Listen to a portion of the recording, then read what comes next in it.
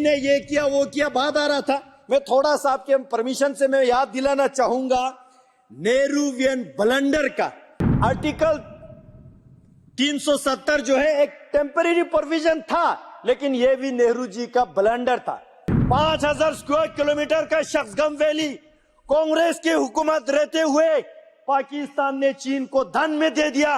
Aksai चीन 40,000 square kilometre मेरा लद्दाख का हिस्सा है सर, नेहरू ने चीन को दे दिया। आज मैं इसलिए आपके माध्यम से पूरे लद्दाख वाले और जम्मू कश्मीर में रहने वालों को कल 13 तारीख के सुबह से हमारा नया साल नव वर्ष शुरू हो रहा है, तो लोसर के टाशी दिलेगा और हैप्पी न्यू ईयर देते हुए मैं इस जम्मू कश्मीर रीऑर्गेनाइजेशन जो सेकंड अमेंडमेंट बिल और the government of union territory amendment bill 2013-20 दोनों का स्वागत करने के लिए यहाँ पे खड़ा हूं। महोदय, दोनों बिल के माध्यम से जम्मू कश्मीर और पुडुचेरी में 1/3 वुमेन रिजर्वेशन का जो प्रस्ताव लेके आया है, माननीय गृह मंत्री जी को आभार प्रकट करना चाहूंगा कि जिस दिन प्रधानमंत्री मोदी जी ने शासन संभाले और माननीय गृह मंत्री जी ने जम्मू कश्मीर और लद्दाख और साथ साथ इस देश के महिलाओं के प्रति जितना सम्मान दिया, जितना उनके हक देने का काम किया, ये सराहनीय की बात है। और साथ ही साथ मैं बताना चाहता हूं, जम्मू कश्मीर में धारा 370 के साथ साथ आर्टिकल 35A जिसके जरिए जम्मू कश्मीर के महिलाओं, जम्मू कश्मीर बने तब हम लद्दाख भी जोड़ के हमारे महिलाओं को वो जम्मू कश्मीर से बाहर किसी राज्य के साथ शादी करते हैं किसी के साथ, तो उसको अपने हक हुकूक उनका जो राइट सारा छीन जाते थे। आज धारा 370 के साथ 35A को हटा के और इस साथ जम्मू कश्मीर के लेजिस्लेटिव असेंबली में कल 33% वुमेन रिजर्वेशन को आज इस बिल के माध्यम से सुनिश्चित करके जम्मू कश्मीर के महिलाओं को पहली बार उनके सम्मान देने जा रहा है। मैं इस बात के लिए आभार प्रकट करता हूं।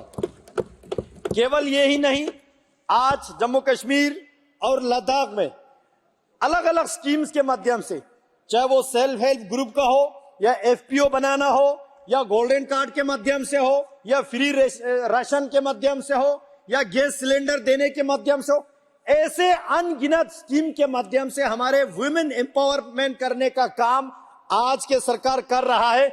इसलिए मैं बहुत बहुत बधाई देना चाहता हूं। मैं प्रधानमंत्री जी को इसलिए भी बधाई प्रकट करना चाहता हूं, कल जो ऑनरेबल सुप्रीम कोर्ट का जो फैसला आया, हम लद्दाख वाले बहुत खुश है सर। मैं लद्दाख वालों के बिहाफ से माननीय प्रधानमंत्री जी को बहुत बहुत बधाई देते हुए ऑनरेबल सुप्रीम कोर्ट को आभार व्यक्त करना चाहता हूं। यही डिसीजन देश के हित को आगे रखते हुए और सही डिसीजन, जिस डिसीजन में ऑनरेबल सुप्रीम कोर्ट ने कहा कि जम्मू कश्मीर और लद्दाख को बाइफरकेट करके और स्पेसिफिकली लद्दाख को यूनियन टेरिटोरी बनाना, यह भारत के संविधान के अनुसार ही हुआ है। इस बात से हम बहुत खुश हैं। हम इसलिए भी खुश है, केवल यूटी ही नहीं बना और लद्दाख के जो बिल्कुल डिप्राइव्ड थे, जिसको एक स्टेप मदरली ट्रीटमेंट मिलता था, जिसको एक डिस्क्रिमिनेशन होता था, आज वही लद्दाख पिछले 4 साल में हमने बहुत प्रोग्रेस पाया है, हमने बहुत डेवलपमेंट पाया है। यहां नेहरू जी ने ये किया वो किया, बात आ रहा था। मैं थोड़ा सा आपके परमिशन से मैं याद दिलाना चाहूंगा नेहरूवियन ब्लंडर का। सर, आर्टिकल 370 जो है एक टेम्परेरी प्रोविजन था, लेकिन यह भी नेहरू जी का ब्लंडर था।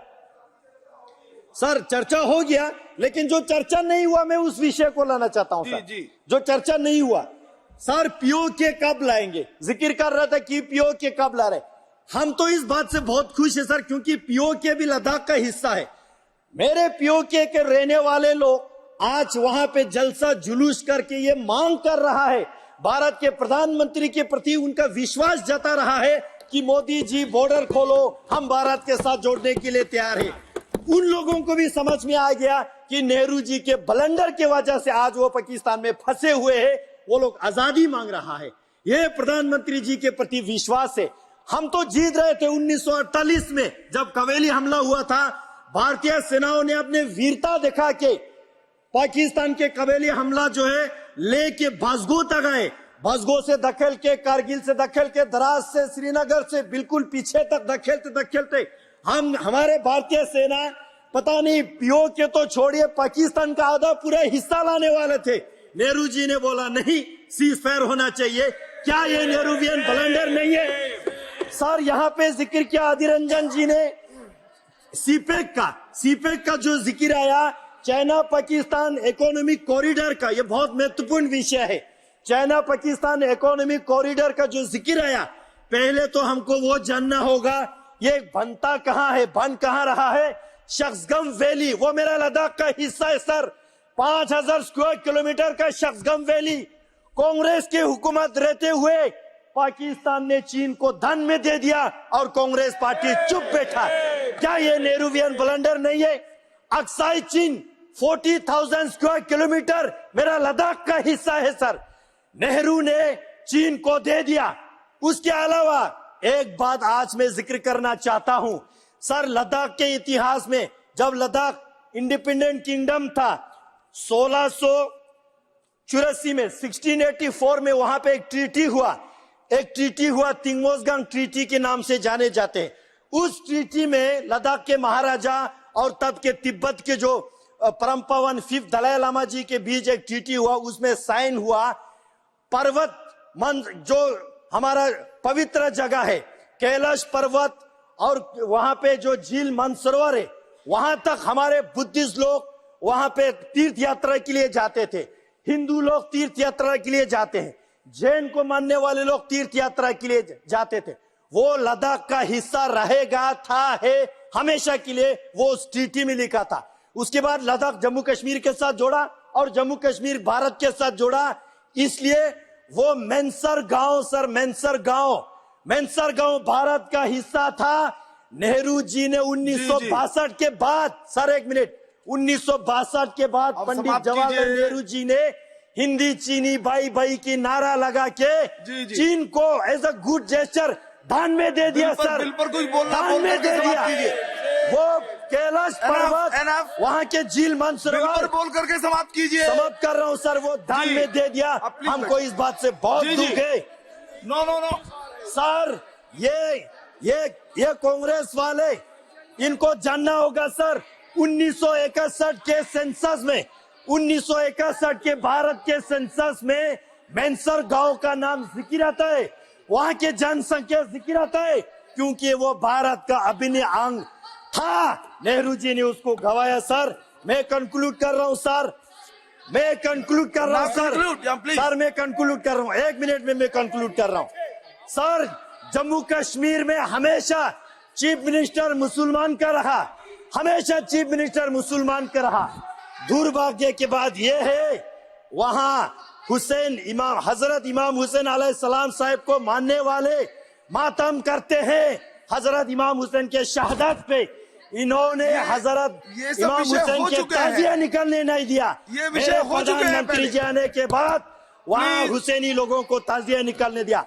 आज मेरे कारगिल वाले बहुत खुश है सर, मेरे कारगिल वाले बहुत खुश है, मेरे कारगिल वाले इसलिए खुश है। कंक्लूड कीजिए सर, कंक्लूड कर रहा हूँ सर, कॉन्स्टिट्यूएंसी की बात कर रहा हूँ।